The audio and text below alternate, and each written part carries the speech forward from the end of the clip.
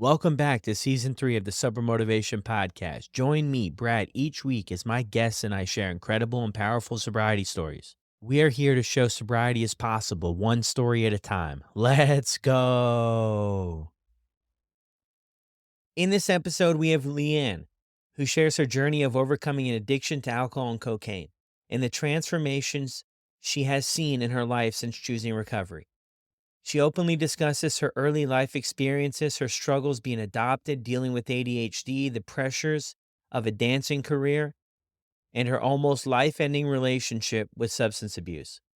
Leanne's daughter was born with serious health conditions, and Leanne struggled to cope and went deeper and deeper into her addiction.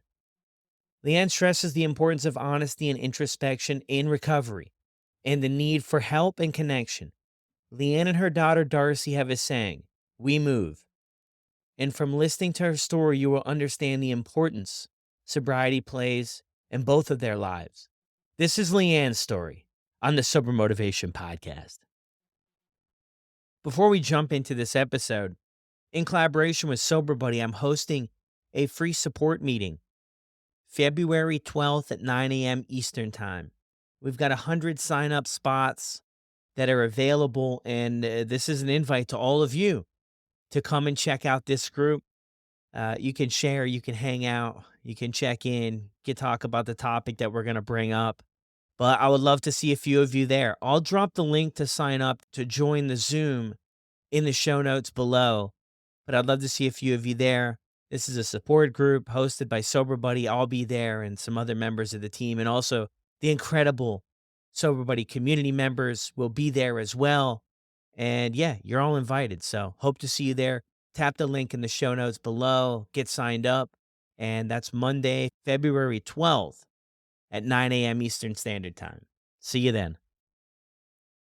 How's it going, everyone? Brad here. Welcome back to another episode. Leanne's story is incredible, and I'm not going to spoil it at all for you.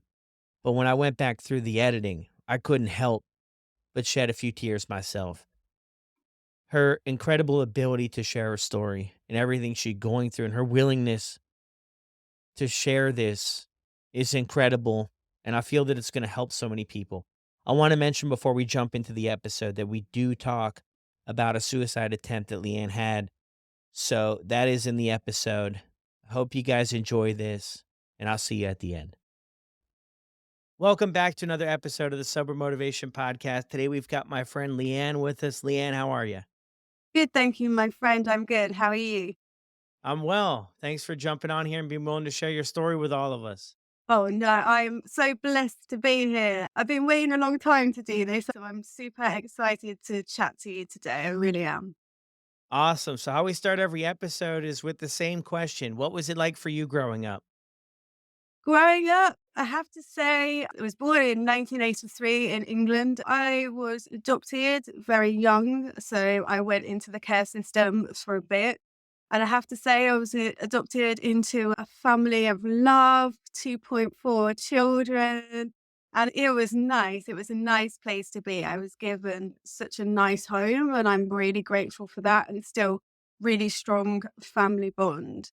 Yeah, I have to say it was nice, which is why sometimes you think, well, how did it end up the way that it did? You know, looking from the outside, everything always looks shiny sometimes, doesn't it? But sometimes it's not. Yeah, wow, interesting.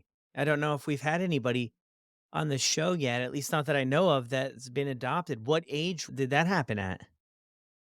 So it happened at quite an early age. No one can give me an exact date, time. There's a period of time where people can't even tell me who looked after me, like where I went from the hospital, who had me, who held me, who nurtured me for the very early start of my years. And I think still to this day, even at the age of 40 now, I can't find out that information. It is a tough thing to sort of live with and understand the process. Most people come home, have those lovely pictures. There's nowhere I can dot the I's, or it's really quite a sad thing, but it's something that has propelled me forward in the way that I now parent as well. So You take the rough with the smooth, and I have to say I was lucky in some situations and circumstances, but there has always been these empty spaces. And I think for anyone that is adopted, you have those empty spaces, you have those questions, and you have to come to understand that those questions sometimes can't be answered. And the harder part will never be answered.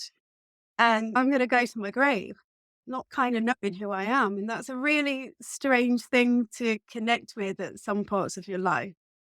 And I think anyone that I've spoken to that has been adopted can really resonate. They were like, to feel that there's just this missing, yeah, 100%. You can always connect with other adoptees. The same thing, the missing pieces, the missing parts. Yeah. Yeah, I hear you on that for sure, not having those answers. Definitely create a void. How do you progress through school and all that stuff with your adopted family? So I was given a good education. My family moved to the new up and coming estate with the good schools and community buildings, places for kids, parks for kids. It was all there. It was all very glorious. I had a sister. My parents loved me. Dad worked hard. Mom stayed home. I have to say, every member of my family till this day, like second cover is removed, everyone's treating me the same as they would as if I was a member of their family. So I was very lucky. I went to a good school. I remember primary school here, which is up to the age of like 11. I liked it. I embraced it. Everyone was quite individual, and I really liked that. And there was no sort of, you had to be in a group. You were forced to be with people you weren't. It was very pleasant. I got to scenery at like secondary school here, which is your age 12. Different kettle of fish completely. Everyone knew who they were. Everyone had their stories, had their roles. And I was like, I don't know who I am. At this age, I don't know who I am. And I found it really hard to identify. I was very different to other children. My parents have always been really open about my adoption. So I was really open about my adoption. And it turned against me. Like, I was made to feel a complete outcast. People would say things like, well, nobody loves you because they gave you away. Like, little things that even now you see it as childhood spite. You still heard those words. You can't unhear things, unfortunately. So that's when it turned. I wanted to fit in. So for me, alcohol started around age 12. Parties, I would be the girl that brought the booze to the party. I would be the one that would sneak the odd beer into school. I would be that person. And it started because I had these things. People started to like me. So school, secondary school, even though I did quite well, scraping by, not doing any work, I just had no interest. My interest was already at 16 years old, leaving, getting my own flat, drinking myself, doing drugs, like all these things. I had it massively planned out in the early years for me as well. I had no structure. I didn't have any focus, which I later found out later on in life, well, about 2 years ago, that I've got ADHD.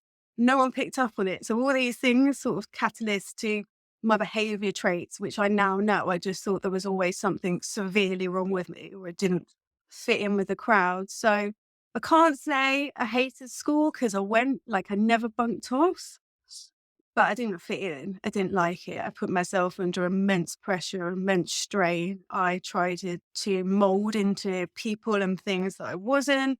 I was the joker. I was the one that tried to please everyone, but little did I know that I was giving myself absolutely no pleasure at all.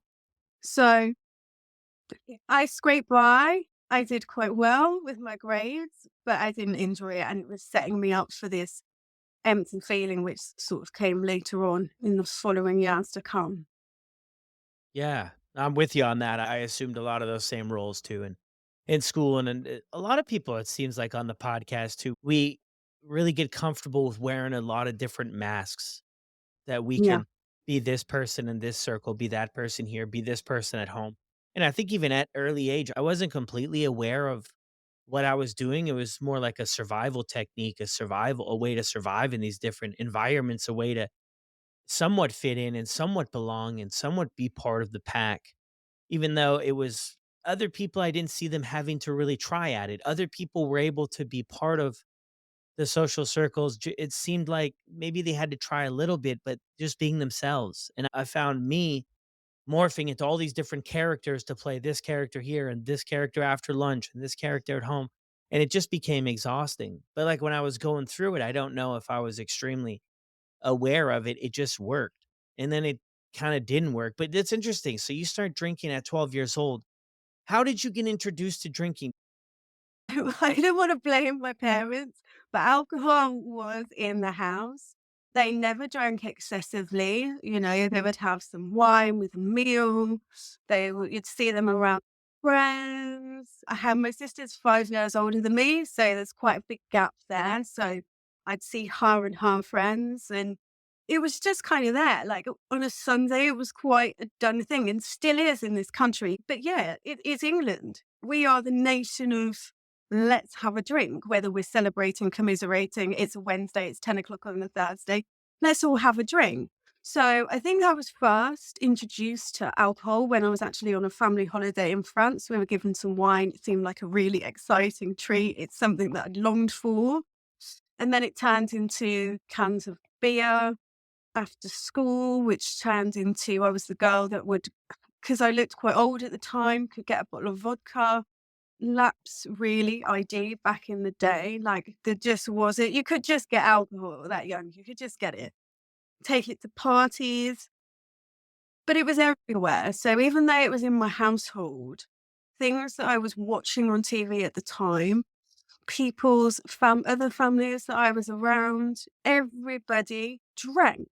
And I remember my nan saying to me when I was really young, never trust anyone that doesn't drink a hot drink and doesn't drink alcohol. It's kind of like growing up with that mentality, but it was everywhere. It was something and still is highly regarded over here. It's like a massive cultural thing that if you don't do it, you will the odd one out. I don't think there was any pressure for me to drink. I think I was very much excited to do so, like taking part in that action. And I think, as you just touched on as well, it was very much the chameleon changing to be in different groups. So one group would be the cans of cider, one group would be the fancy wine. So it was just everywhere. And I liked it because it made me feel nice. It gave me that confidence that I didn't have. It gave me some solace that I later realized it numbed my pain for a very long time. And that's why I liked it, because I had a lot of pain. So that's how I got into it. And drugs came later. I think the first day of college, I smoked a spliff, had a massive whitey and vomited everywhere. And then the day after that, I was introduced to cocaine. And that was just on a college toilet, you know? And I obviously have learned over the years, I've got a very addictive personality. So if I do something, I do it wholeheartedly. I do it a lot. And there is no stopping me. So that's how it started. But when you look back, you can understand why you did things. But at the time, you're just doing them. There's no thought, there's no consequences, there's no rationality. There's just, you're doing it. You can't explain why you're doing it. Only if you could. It would stop a lot of this, wouldn't it? Yeah, really interesting. And so where do you go after what do you call it, primary school? Is that like till grade 12? Till you're like 18, primary school? So secondary school is 16. Then I went to Stratford College to study dance, which I did really well in. I think it was the discipline. I think it was a way for me to, I didn't have to talk to anyone. I just had to dance and I could let out all my emotions. And then I got picked up by a dance school, which was amazing, which was like the highlight of my life, for getting picked to a dance school, because I never got picked. I had to try really hard to be liked. I had to really put my hands up a lot to try and get anything. And this just came to me, and I was so blessed at the time. But what came with the ballerina was this strict diet, was this, you had to be thinner, you had to stay awake longer, you had to do this. So cocaine, I remember going into one of the dressing rooms and I'd already done a lot of things. And it was this, here you go. This is work now, but this is part of your work to stay thin. If it wasn't that, are the tablets that would strip you as well. So Prozac, beta blockers, lots of things like this. It was like, take these because your anxiety is going to be mad. Your heart's going to be pumping. So you're going to have to take it down. So you're like literally snorting loads of coke to come down with the beta blockers to just, it was like a tangle while doing 14-hour days of being a ballerina. Like you are a broken soul. Somebody is telling you you're a piece of crap every single time you walk into there. Faster, harder, stronger, pointer, turn faster, move faster. And it's just this catalyst of depression. I know a lot's come out in the British press of late and recently about what happened in ballet schools. And I echo everything that happened at the time. You are just trying to impress. You are just trying to lose weight. You are just trying to be this person. So coke pretty much spiraled out of control and funnily enough, ended my career many years earlier because I came out of a nightclub so hammered after the thing, doing 5 days of dancing. And I got hit by a bus. And that was it. That was the end of my career. And I'd got no other skills. You literally go overnight as well. Or they were all my friends. It's like footballers. You leave your football career, you leave your ballet career, and there's no one. You've got no friends anymore. You've got no one to talk to and no one to be with. You've lost your career. You've lost your purpose. Everything about you that you've built up. I built this character at this point. I was this ballerina. I was this strong human being, and it's who I truly believed I was. The next day, I was not that person anymore. And it was a huge shock to the system. And it was kind of like, where do I go from here? Just a massive shock. And that was it. Done. Yeah. So how old were you when you got hit by the bus? So I was 23, Okay. 23. So I had quite a few years left in these ballerina legs before that happened, but it happened and it's something that I've had to live with. Mm. Friends, I think that moment probably saved my life later on in life. And I know it's kind of a weird thing to say because it didn't kill me at that point, but it gave me the realization to stay alive years later. But after what happened, I had no purpose. My purpose was to basically just scrape by, get a job, get drunk every weekend and do cocaine because that was it. How dare I ever try and do anything again? What's the point? That's it. It's done. And I felt like I was done at that point as well. Like I died inside. Yeah, you put everything into this career, right? And then that happens. Where are your folks at? Are they seeing this? Are you still close with them? Do you talk with them or I've been close with my family I've had the odd childhood tantrum and not answer my phone for a couple of weeks or whatever, but they were always all around. I've still got friends from then as well that were always around. But the best and the worst thing about me is when I built up these characters, you couldn't tell I was dying inside. No one could. I was the most functioning alcoholic I've ever met to this day. You couldn't even tell if I'd have one glass of wine or 20 bottles of wine, if I'd been up for 24 hours or if I'd been up for 2 weeks and got on the missing list. I would communicate every now and again, I would withdraw, but everyone thought I'd just got a new boyfriend or something like that. There was no yeah. need to get worried about me. I was a good liar. Everyone would ask, sometimes I'd get too thin. You all right? Is everything okay? And I'd be like, oh, yes, I've just been on this beautiful diet and this cleansing juices and all this. Just used to barefoot lie to people. And I was good at it. And I'm ashamed to say that, but nobody picked up on anything like till I was about 27, 28. But then that sort of just pillared into, she's just the one that drinks. She's just the one that's off her face all the time. She's just the one that does this. So even then, it wasn't recognized as a problem. It had just become part of who I was. And I think a lot of people that I speak to through the sober community, you just become this drinker. You've lost control because alcohol's took control of you. So you're no longer a person. You're just fueled by alcohol or whatever substances you're using. And it changes.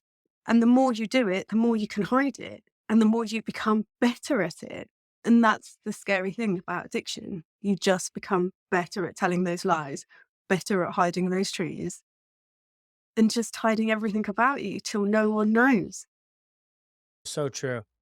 So true on that. When was the first time you would say that you picked up on that all of this might be a problem? I think if I was looking back in retrospect now, from the age of when I hit 16, I've had a substance abuse problem, an alcohol problem since the day I was 16. At the time in it, it was only when I got to 27, I thought I woke up the one day and I was vomiting blood. I was 6 stone and a couple of pounds. I was bone. I was yellow. And then for a year after that, I did a year. It was sobriety. The whole year. And I just didn't really know I was doing it. I just didn't want to feel like that anymore. And that's kind of when I thought, right, I have actually been relying on this because it was quite a struggle to get away from it. I had to withdraw from people. I went through withdrawals. And then that's when the realization, and I did a year and I did it well. And I had a good time in that year and I loved it. And my life changed dramatically. And then someone asked me if I wanted a drink one night. And I said yes. And then I went back to the same, well, it all spiraled completely out of control then. Because I think after years of sobriety, you can have this false illusion that maybe you could just have one. And maybe you can control your drinking. And maybe because you don't have to do coke, you will never do it again. And that's the false lie that I also told myself. And that one drink led to 10 years of absolute chaos in my life. And it was awful. It was absolutely awful. I didn't just drift back into it. I was straight back in at 3 bottles of wine a day, 2 grams of coke, 3 grams of coke. I then started to feed my own habit, supply to other people, which is something that I'm so ashamed of it because when I'm older, I've got to sit with what I did and the people's lives I could have ruined. And I hold my hands up to that. It's not a great thing to say, but I did because I couldn't afford it anymore. So the best thing to do was to get it in and supply it to people. And then I went in with a friend to buy a bar because it's like, oh yeah, let's go and do that because that's all I want to do is drink and sell drugs. And I did. And it almost ended me. And it was the hardest time. And I think when you look back, you don't realize that when you are scraping the barrel every single day, trying to be a human being, when you have the weight of the world on your shoulders every day, how hard it is. And that's what I look back at. And that's what hurts is I didn't have to go through that pain, that heaviness, that feeling empty and brokenness. I just didn't have to do it. But it just seemed like the only way. Yeah.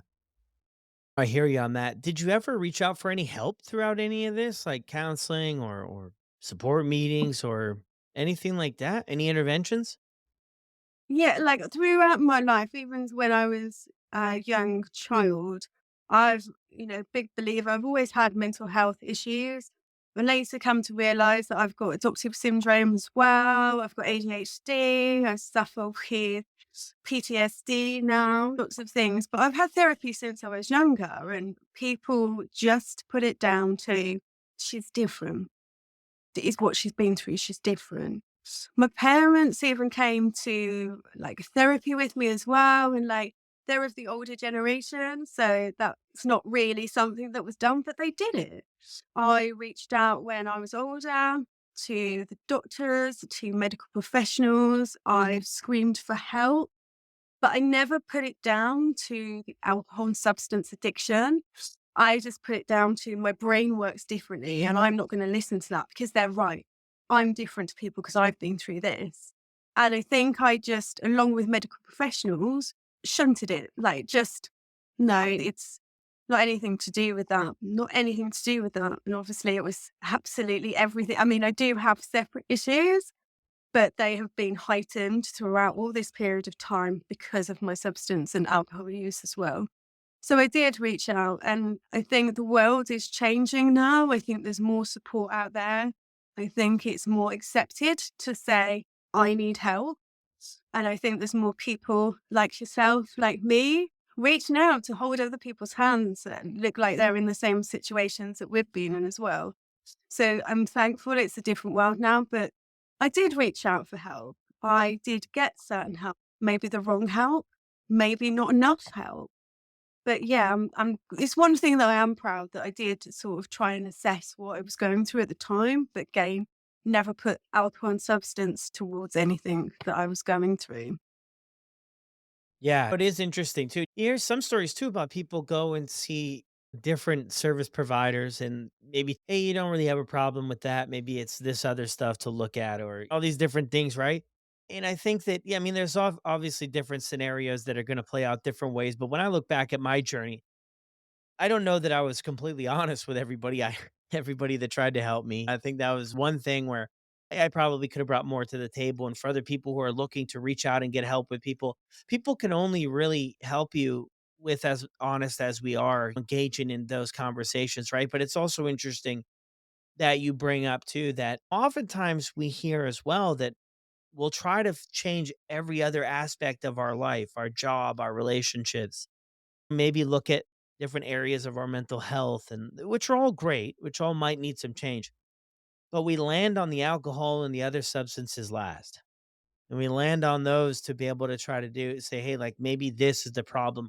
We seem to safeguard this and say it's got to be this, it's got to be that, it's got, and that's like just such a tiring thing because I mean, what alcohol and cocaine too do to your mental health is going to be really hard to get a fair assessment anywhere you go if that's not part of the conversation. So it is so interesting. So what does the rest of your life look like? I mean, you're drinking every day, you're doing cocaine. Are you working? Are you in relationships? What else is going on? So I I was drinking, doing lots of drugs. I was with and I'm not going to name before you say, but I was with a famous 90s pop singer. So obviously that spiraled out of control as well, because that took me into the celebrity world where everything was just even more right. That ended because we were both in a terrible state with drugs and alcohol. And I was in London for a while and I came back to Birmingham, as I said, went in with a friend with a bar and it was just chaos. I'd say working, but it was just like getting drunk every day.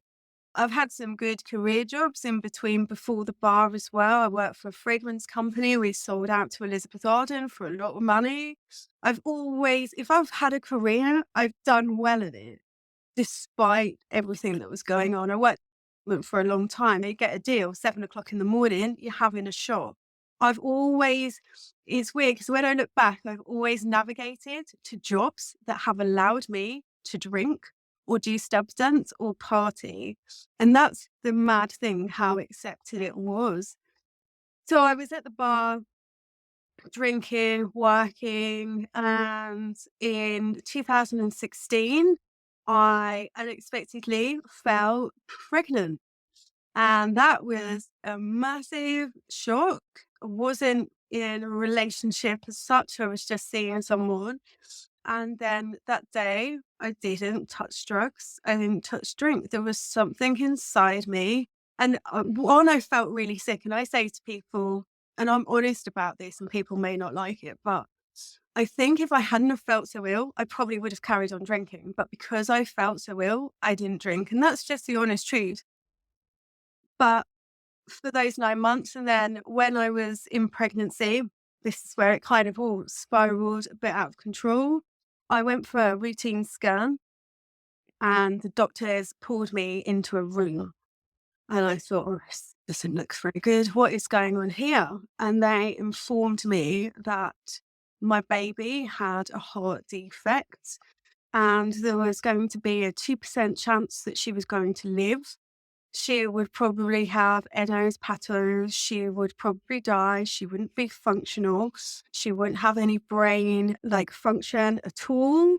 But she was going to die. And then they gave me 10 minutes to decide if I was going to terminate my pregnancy by stopping at the baby's heart and giving birth, or whether I was going to go away and try and have a baby. And I remember slipping the desk up, looking at my dad, who I took to my pregnancy appointment with me, and just saying, "Get me out of here." Later on, prematurely, I did have my daughter, Darcy, and she's with us today. Well, she's 7 now, but life isn't great. We had a really tough start. Darcy's had 100 operations. And when she came out of hospital after the first 9 months, that's when my drinking spiraled out of control, because I was told at the start, Darcy won't have a lifespan like mine or yours. I will outlive my daughter. There's no beating around the bush, and that's what's going to happen. And I can, and I can't daily deal with that. I'm not saying that I can now, but I couldn't get my head around it. I couldn't get my head around being a single mom to a child with disabilities that needs full-time care. And I just drank all the time, like literally all the time. And that's when people started to notice, because I had some mum friends, and one of my mum friends came round. She went, it's 10 o'clock in the morning and you're drinking. And then there was a night when it was actually my birthday, and I think it was the first night out away from my child that I'd ever had. And I drank a bottle of vodka, 2 bottles of Prosecco. People had turned up at my house, and I could hear them saying, "She can't go out like that. She can't go out in that state." And I went, "I can hear you." And my friend just went, "You've got a problem." And that is the first time anyone had said it out loud. And I, of course, shouted of every obscenity at that person, told them to get out of my house and all these things. Obviously, the next day she said, "I don't even remember this because I still went out." She said, "You phoned and you kept phoning until I picked up the phone to apologize." And then I didn't stop. I just kept going.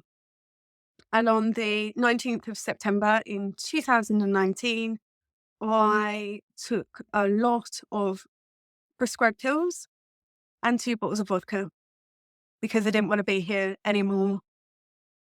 And I did almost die. I was very lucky. I was found just in seconds of time of not being here anymore. And it pains me now to look back and think I was ready to leave this world. But I couldn't cope. Everything had escalated. 20 years, 30 years of drinking heavily, of being so chemically imbalanced from all the drugs that I was taking. It just went bang. And so did I. And then about a week later, after I'd had some intense treatment, I'd come home, was trying to cover it up because if people knew, then they'd take my daughter away from me. And I got home and I went to therapy, and somebody said to me, "Have you ever considered really giving up alcohol?" By this time, after my drugs was the last thing on my mind, because I do think it tipped me to the point of doing that. And I had a deep discussion with a therapist for over 2 hours about giving up alcohol and what it might do for me. And I said, "I'll go away and think about it." And I did. And less than a year after that, so on the 25th of July, 2020, that was the last time I had any alcohol. And I've never had any to this day. And I still live with the knowledge of the relationship I have with my daughter at some point will come to an end. And that is every parent's worst nightmare. But I live with it today because, do you know what? The best thing that I can ever do is be present. And being present gives me everything I'm going to lose one day. And I don't know how to explain that properly, but the presence I have around her now, being totally there, 100%, every second, every minute, makes life okay, makes it what it is today. We have a beautiful relationship. We fight daily. Nobody knows how much we fight, but we fight and we will keep on fighting. And I give her that fight on the days that she doesn't have it, and she gives it to me too. And the only way I have that is to not drink. Because if I have one, I have 20. Then I'll have some grams of cocaine. Then I'll go and missing. Then I'll get arrested. then I'll try and burn my house down. That's it for me. And it's a choice, live or die. That was the choice for me. And I chose to live. And I'm here to tell the tale. And I almost wasn't. That's the really important bit about this story, is that I almost wasn't here to tell this story. Thank you so much for sharing that. Thank you. Do you think there's something deeper to you being here to share this story? I can't help but wonder too. You mentioned you're moments away from this never happening in your life, that being the end of your life. I don't know, but something happened. Something or somebody saved me, not only the person that was there, but I think through everything that I've been through in the past, that I need to be here to tell this tale literally as I'm lying on the floor. And I can still, this is part of my PTSD as well. I can remember what I was thinking about when I was doing it, what was flashing in front of me. And a lot of it were all the similar people to me. It was all about trying to, if I wasn't here, getting them help. It was all about my daughter. It was just this flashing, they say about like this euphoric light. It was just absolutely insane. And I can still picture it. I don't know what saved me, but something did. And whether it be the higher power, whether it be the universe, whether it be myself, the inner power that I had, because I've always had to fight for things. Even as a baby, I had to fight, and I'm still daily fighting. And I think it's that internal fight that I have just gave it. But I also know I could never put myself in that situation again, because I will never have as much fight as I did to get through that. I know we're made of strong things, and I believe that we are strong on the outside through things that we go through. But to get through what I did, to come back from the brink, that took a lot. And I never, ever want to go there again. It's like we said earlier about scraping the barrel, trying to pull yourself together every day. I've found myself. I know who I am. I believe that sobriety is the gift that keeps on giving, which is why I get up every single day. And I give my sobriety to other people because it's the only way I get to keep mine. And I'm blessed about that. The more we give, the more we get to hold on to as well. And I think it's such a powerful tool. It's something that no one ever reached out and held my hand about or spoke to me about. But I reach out to every single person's hand. I have tough conversations in any situation possible because they need to add. Everyone is dying in silence. Why aren't we shouting? Our brothers, our sisters, our friends, our mothers. It's not just the people that are taken by addiction, by mental health. It's the people around. It's the people who are left. It's the people that have all these questions of why, how, who, how could this happen? So I believe truly, I went a bit off a tangent then, but I believe it's the inner have and the words that I've got to share with the world now, because they're really important, because I learned the hard way. And people say, why do you talk so openly about it? Like, I'm sure my parents don't like to hear some of the things that I say and what I've been through and what I've done, but they truly believe in it because my dad said, I don't want anyone to feel the pain that I did, because you never have to. Like, to never have to go somewhere like that. You don't have to. There's someone that will listen. There's someone that will care. I'm living proof that you can get out of addiction like yourself. You can change, can, for the better. So true. It definitely can. Well, go back to when you first started out all this. You mentioned you taught with a therapist or counselor there for a couple hours, and it suggested that you take a look at this whole drinking thing. I mean, what are some of the first steps you take? Because you mentioned there too, which something that stood out to me, and I'm sure at the time you definitely felt that to be 110% true, right? Things really unraveled there. But listening to your story a little bit here, and I obviously wasn't there for all of it, but it seems like things have been headed that direction or unraveling maybe at different scales, since you were 16 probably, and then things really sped up there. But what are some of the first things you do to start to get yourself out of this spot that you're in? The first thing that I did when I went to therapy, I remember meeting my therapist, Graham. I still see him now. And I told him loads of bullshit. It just all came out and I was all erratic and I was just telling lies, lies, lies. And he just looked at me and went, when you're prepared to sit down and tell me the truth, we'll have a conversation. A bit like Robin Williams and Good Will Hunting, that type of therapist. He knew that I was just full of bullshit. And it just took me by surprise. It took me by surprise that somebody called me out. Somebody knew that I was lying. No one's ever questioned me before. How does he know? And I trusted him. I trusted one person in my life. I love my parents. I've never trusted anyone. I couldn't. It was a thing that I just couldn't do. If my own mother was willing to give me away, I could never trust anyone. But I trusted him. The second thing I did was I told him the truth.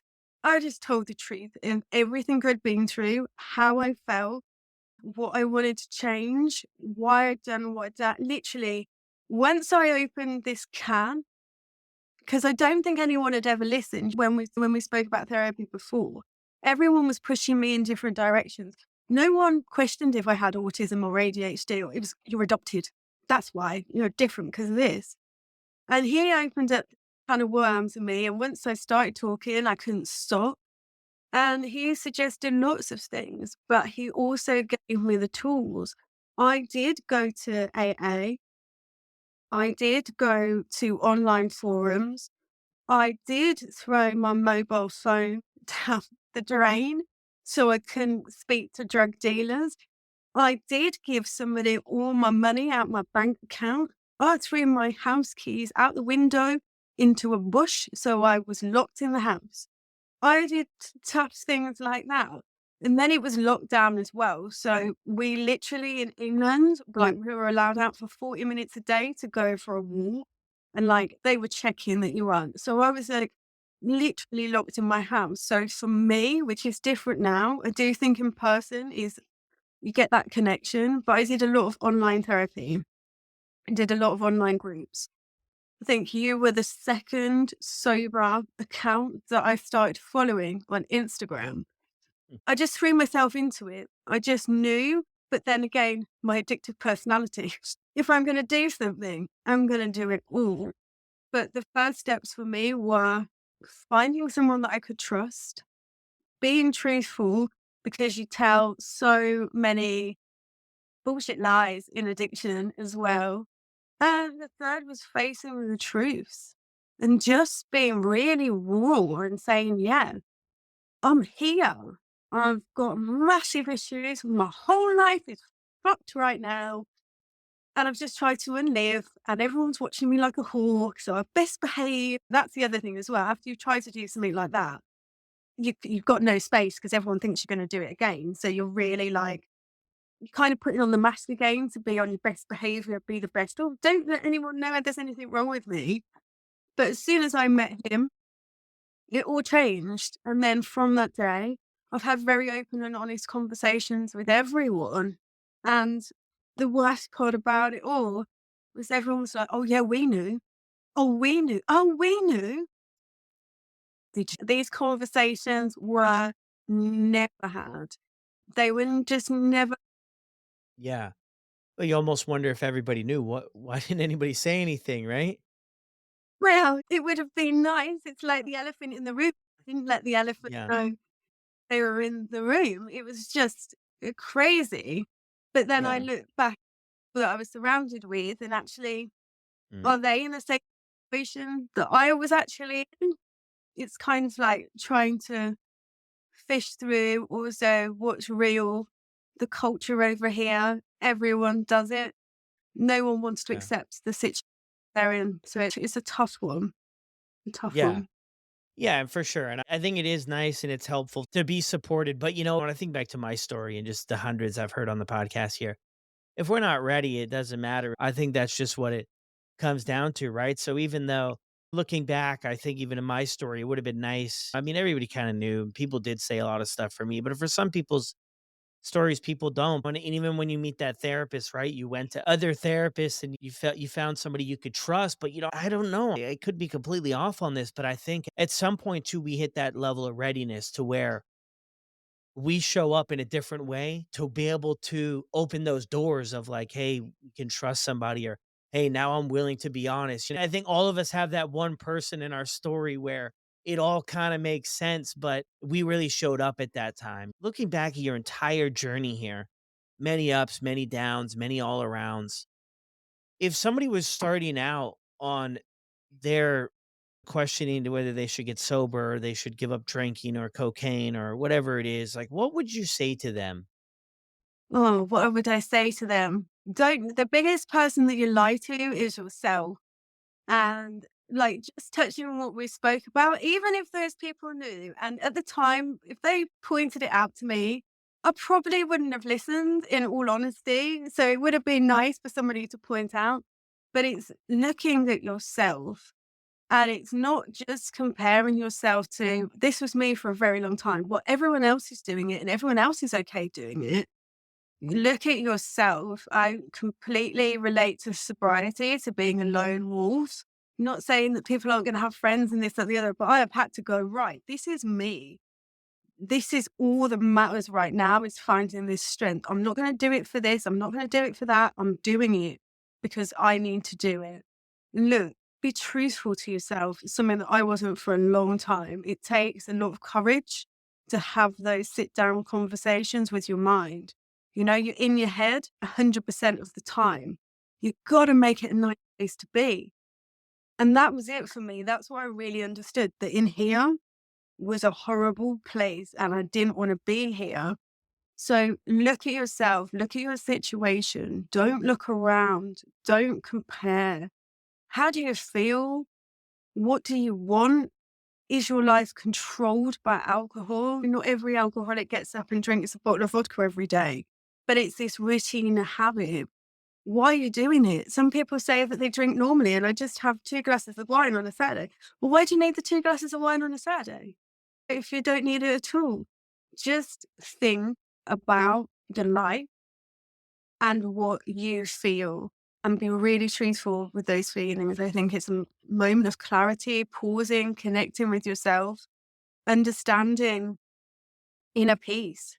Like, where is your inner peace? I didn't even know it existed before I got sober. Just really be truthful to yourself. I mean, if there's people around you, great, but be prepared to do this shit on your own, man, and be proud of that fact. It takes a lot of courage, but you'll reap the rewards to stand there solely on your. And I say this to people in the outside world to crack sobriety is to be able to sit, like, imagine you're in a desert with no phone, no computer, no nothing, no one to speak to, no book, no sober Instagram, no sober this, and just be a human being. Like, then you've cracked it. Then you have cracked it. Yeah, that being honest with ourselves, because not doing that can cost decades. Because I think that's really how we have to get it. And I love that too about not looking around and saying this person's worse off or this person lost their job or I'm not doing that or I'm not. You really have to look within and be honest with ourselves about what's the impact this is having on our life. And you just have to get there. And not that at that exact moment everything's going to change, but at least you can get aware of where you want to go instead of just avoiding it decade after decade or 1 year after 2 years, is to get a good awareness about the impact it's having on your life. How are things with you and your daughter now? So now, I mean, like, as last week, she's had surgery twice this year already, bang straight into a new year. We have a great life. We absolutely have a great life and we will have a great life. And life is changing massively for us. Her understanding of my sobriety as well, like, I'm really, like, honest with her. She knows that I don't drink. She can't drink when she's older because of her conditions as well. And I think it just gives her moral support. And we take day by day, a bit like sobriety, one day at a time. Tomorrow we could end up in hospital for the next 6 months. I'll hold out for the fear of that day will come. And I have to be ready for that. And I have to have this understanding for myself about life is so precious. Every second, every moment is so precious. And I breathe in. Instead of waking up hating on the world, I wake up every day and I'm so grateful for another breath, so grateful for another day to look at her smile, to do all the things, to hold the hands. She goes to a mainstream school. We go on holiday. We do gym. We go to brownies. We do all that we can in this moment. And you know what? That's all we can do.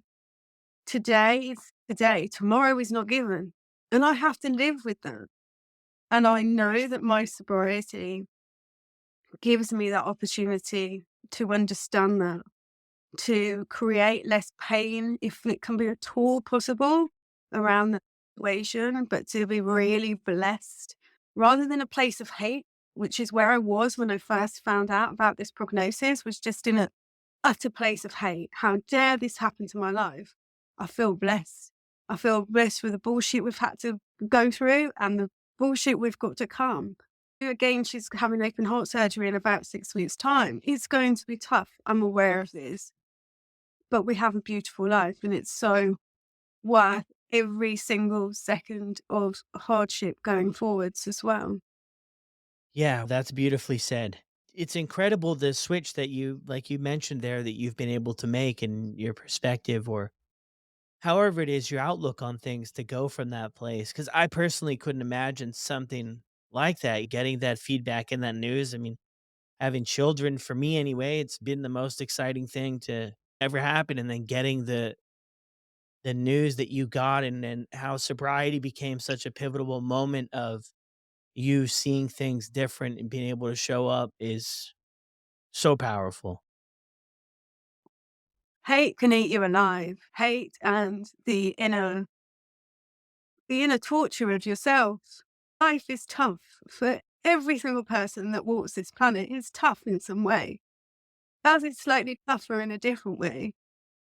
But I have to look at the positives, and that's what sobriety has given me. If I'd have stayed in the path that I was on and drinking my pain away, that's what I was doing. I was drinking my pain away because it's too painful. It is painful. There's no denying that. My life is going to be painful.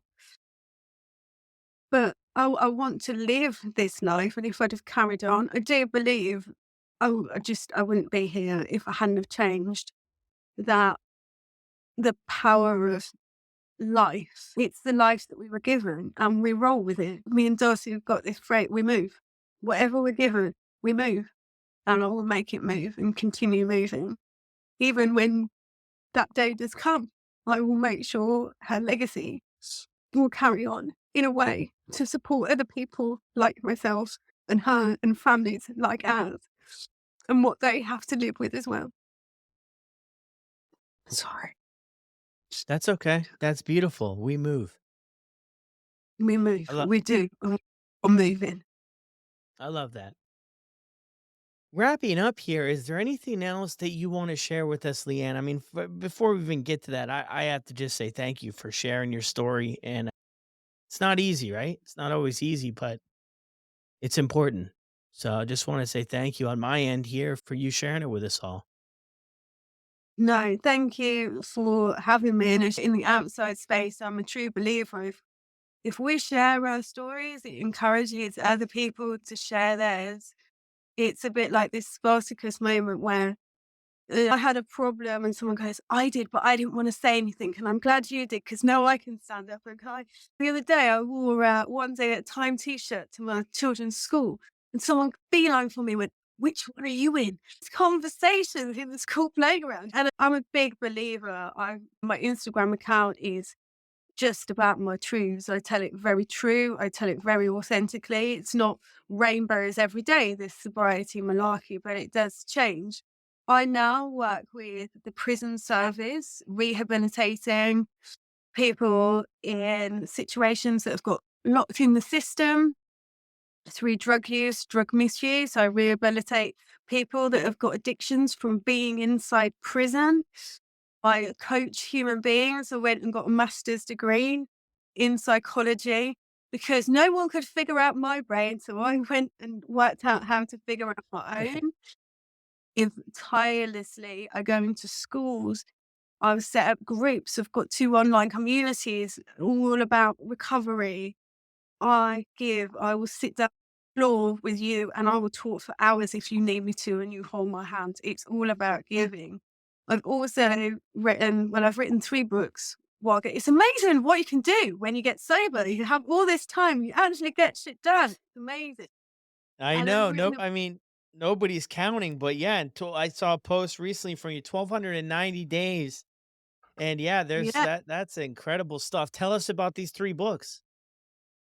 So the first book which is coming up, which I can tell you a little bit about, is called From Cocaine to Eggs, and it's about the transition from my cocaine use and my cocaine supplying to how I've become a mother and everything has changed. Well, but it's a story, it's a memoir. It's a memoir of my life, things that people will, I mean, people think they know all about me because I'm quite open, but yeah, I've got back a few things that I'm not too proud of that you'll all get to hear soon enough.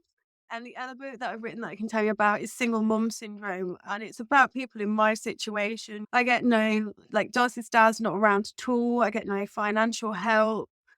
I can live with what I do. The state doesn't want to help me.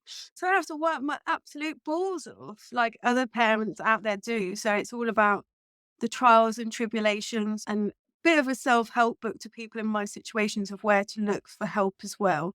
I've also set up a charity for my daughter called Doing It for Darth, which I'm going to be doing. You might know about this, the Mirth Challenge. It's a veteran challenge because I help veterans as well that are coming back from.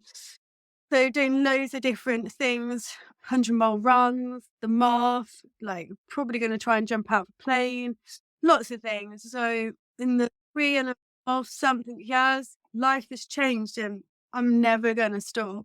But the one thing that is so important to me every day, and I get up, I mean, I've been speaking about sobriety since about 5 o'clock this morning, but I give it to keep this to give to, I don't do it for rewards. I literally can spot someone that's in pain. I literally can beeline for anyone in a room. I spot people that are in pain. It's like this gift that I have, and I'll help you. I'll help anyone in any situation, any of the time, like yourself. Love that. Thank you so much. Well, huge congrats. And is there anything else you want to leave us with before we sign off? Just as I said before, to look within, to see whether you are peaceful, to see, a lot of people, their addiction on, well, I'm not as bad as him and I'm not as bad as him and I still go to work. But just look around you as well. If you've got brothers, sisters, friends, your next door neighbor, look at those who are struggling as well. Like, let's all come together. I think we've just become selfish as human beings. And I think we all need to reach out more and be more caring. And kindness is something that is free, man. Like, give it out in every opportunity you fucking can. Give love and free happiness to people. Give someone a hug, but look after yourselves. And really, the last thing I'll say before I completely finish is tell yourself the truth. Honestly, it might even save your life. It will save you time, years, decades, but it could potentially save your life as well. So just be true to yourself. Yeah, that's incredible. Thank you so much, Leanne. You are so welcome. Thank you, Yeah. Brad. Well, there it is, everyone. Leanne's story on the podcast. So powerful. I enjoyed it so much. And I just love that between her and her daughter, we move. I love that. And that's really one of the things that stuck out to me so much with this episode. And other stuff did too, but I really enjoyed that, living in that unknown and working through that every day. And I think she has an incredible outlook on it about being present as humanly possible. Be sure to reach out to her on Instagram. Let her know if you enjoyed or were able to connect with any parts of the show, or just to send her a thank you. I know it would mean the world to her. Thank you guys for the continued support. If you haven't left a review yet on Apple or Spotify, jump over there and do that. Please jump over there and do that. Let other people know who are considering this podcast or one of the 100 other ones that maybe they should give it a shot, and maybe they'll enjoy it and maybe they won't. But that's up to them. Thank you all for the continued support. I'll drop her Instagram information in the show notes below. I hope to see a few of you at the Sober Buddy Zoom on Monday. See you guys around. Be good.